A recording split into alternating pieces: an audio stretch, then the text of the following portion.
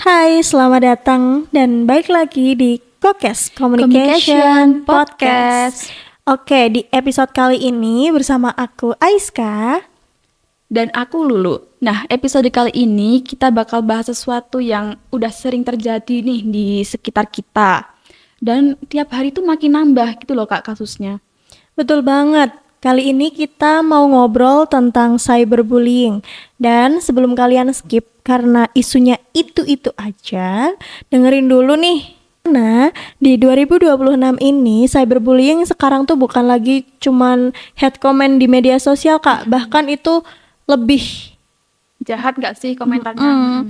lebih complicated lah Iya, pokoknya. bener banget.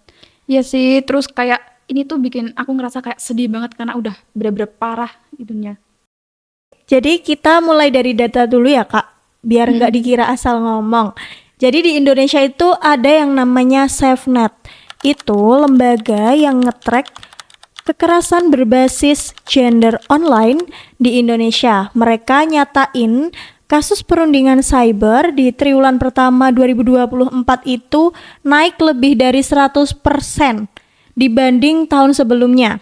Jadi di tahun 2024, 3 bulan pertama 2024 ini udah ada 480 kasus.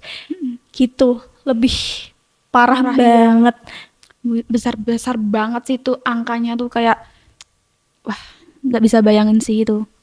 480 itu kan yang udah lapor. Yang belum gimana tuh Kak? Pasti kan lebih banyak gitu nggak sih?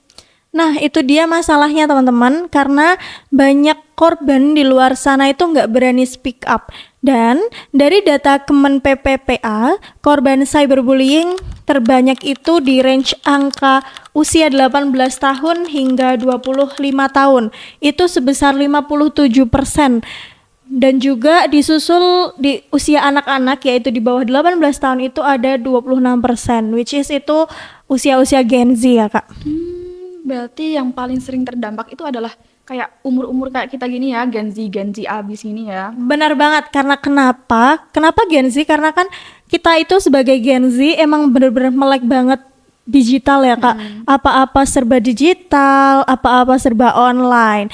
Oke, dan juga secara global UNICEF bahkan baru ngomong di akhir-akhir bulan Februari ini di 2026 bilang kalau satu dari 6 anak di dunia itu pernah ngalamin perundungan online. Itu bukan angka yang kecil sih Kak, karena bayangin aja anak-anak usia segitu tuh di dunia bahkan 1 dari 6 anak itu sudah mengalami itu. Sih gila banget sih itu kalau menurut aku dan masih banyak juga nggak sih yang nganggap hal ini tuh kayak sepele gitu loh. Iya, kenapa sih orang-orang menganggap hal-hal kayak ini tuh?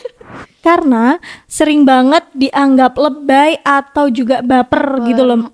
Iya, bener banget, karena tuh sering banget kita temui di media sosial bahwa sebenarnya orang itu emang sudah mengalami perundungan atau juga bullying itu malah kayak ih apaan sih? Lebay banget sih lo Iya, gitu lebay ya. banget sih. Iya kan? Iya bener banget. Nah ini nih yang mau aku bahas nih Kak.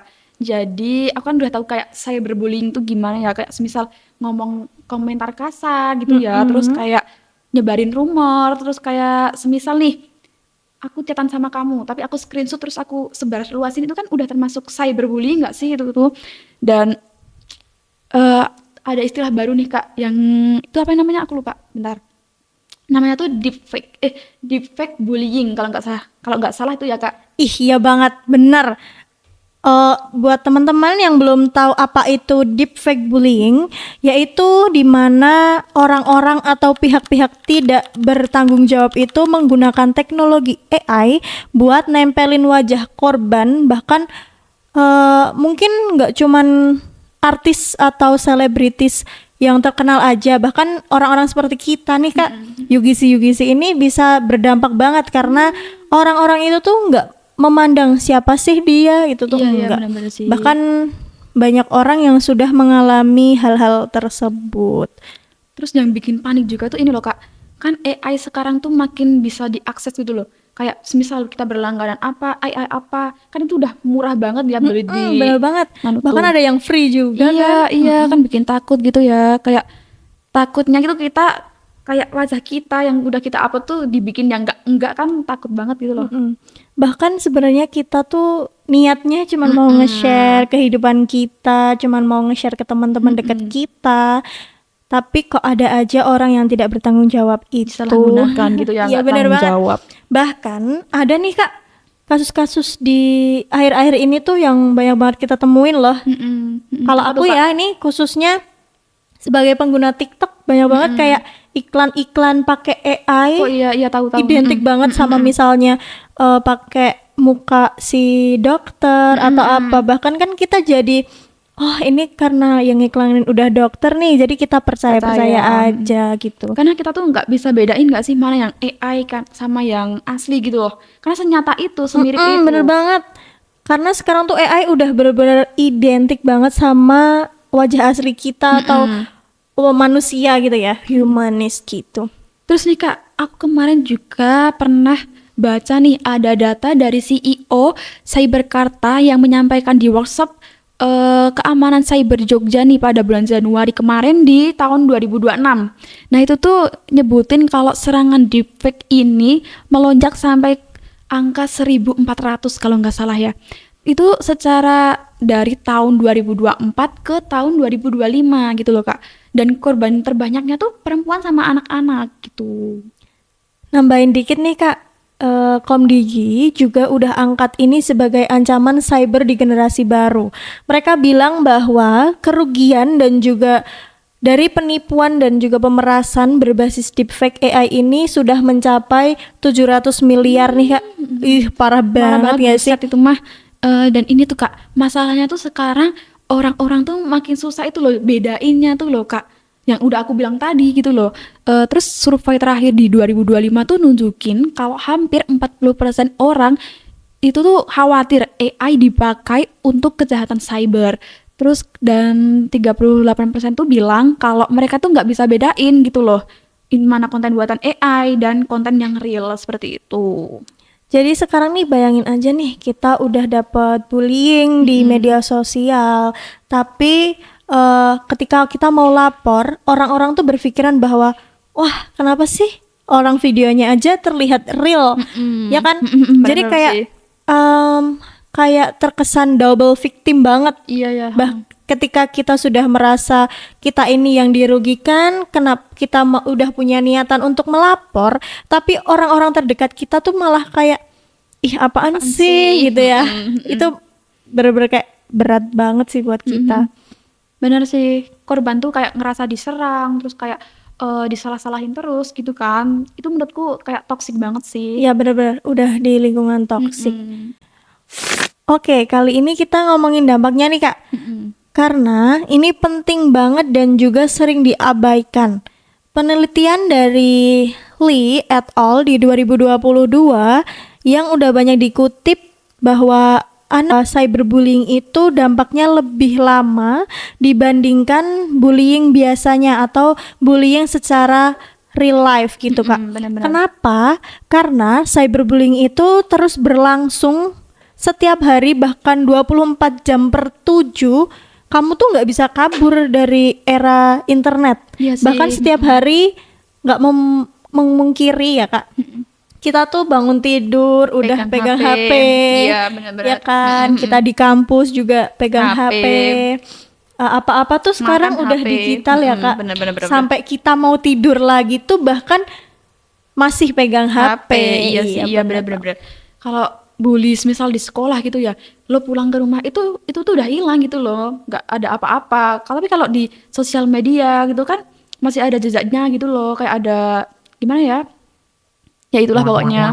Nah, penelitian dari Ali dan juga Syahbudin di 2022 juga menyebutkan dampaknya bisa berupa penurunan prestasi akademik, gangguan kecemasan yang meningkat, sampai keinginan buat mengisolasi diri dari lingkungan sosial. Bahkan itu udah mencapai level yang tinggi ya Kak, maksudnya dekat dengan kita kehidupan sehari-hari, bahkan sampai penurunan akademik tuh bener-bener negatif banget dampaknya ke kita. Iya, bener sih. Dan yang paling berat tuh ini Kak, ini tuh bisa menyebabkan depresi, bahkan bisa nyebabin kayak self harm gitu loh Kak. Jadi dia tuh kayak nyakitin dirinya sendiri gitu loh.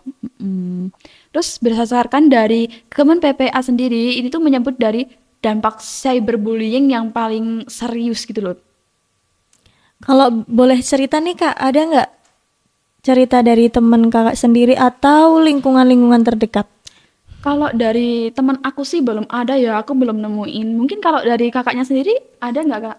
Aku sih ada nih, aku punya salah satu temen, temen apa ya, kuliah juga mungkin, apa lingkungan sekitar aku, itu tuh sebenarnya orangnya tuh sebelum terjadi hal ini tuh dia tuh benar-benar yang aktif berorganisasi, aktif bermedia sosial, dia tuh benar-benar yang aktif gitulah. Nah, kenapa sih kita sebagai teman tuh, teman-temannya tuh juga aware banget, kok akhir-akhir ini udah nggak pernah upload, iya bener, nggak update juga, organisasi juga kadang iya kadang enggak gitu loh Kak, kayak dia tuh menutup diri akhir-akhir ini. Dan ternyata setelah ditanyain sama teman-temannya nih, oh ternyata dia tuh habis mendapatkan cyberbullying gitu. Jadi memang di lingkungan sekitar aku juga udah ada yang kena dampaknya Kak. Iya, benar. Kita kan udah tahu masalahnya nih, udah tahu dampaknya juga. Terus yang paling penting tuh ini Kak, kita tuh bisa ngapain sih dari hal tersebut gitu loh. Yang pertama nih Kak, kita harus literasi digital. Ini tuh bukan cuman cara pakai medsos, tapi juga gimana sih ngenalin konten-konten yang manipulasi itu tadi, yang dari AI. Benar. Juga tahu hak di ruang digital, apakah sebenarnya tuh aku boleh melakukan ini nggak sih, apa sih yang nggak boleh aku lakuin di media sosial itu. Dan juga yang ketiga itu kita tahu cara untuk mereport konten-konten berbahaya gitu Kak. Gitu. Terus yang selanjutnya tuh jangan jadi silent spectator gitu nggak sih? Kayak dia tuh bener banget. Kayak kita tuh nggak boleh diem aja, kita harus speak up gitu nggak sih? Nah, kalau kalian lihat kayak ada orang yang diem aja nggak gimana ya, takut gitulah istilahnya, kita tuh harus ngebantu gitu loh, ya nggak sih? Iya, karena di media sosial kan kita punya pilihan ya Kak, ketika ada orang yang dibully itu, apakah kita harus nge-share atau kita mau nimbrung, ikut nimbrung, bahkan kita nggak tahu nih aslinya tuh masalahnya apa sih, tiba-tiba ikut-ikut aja karena FOMO itu tadi, atau emang kasus-kasus viral. Yang keempat ini itu yang paling penting sih Kak, kita udah tahu harus ngapain ketika ada kasus-kasus seperti itu tuh. Hendaknya tuh kita nggak usah ikut nimbrung, nggak usah sok tahu. Oh, kita berarti ikut ngelaporin gitu ya Kak? Bener, harusnya kita tuh ikut bertindak itu ke ranah yang benar, yaitu melaporkan ya. Iya benar. Nah, yang selanjutnya ini agak personal ya Kak. Kita tuh harus ngejaga kesehatan mental kita.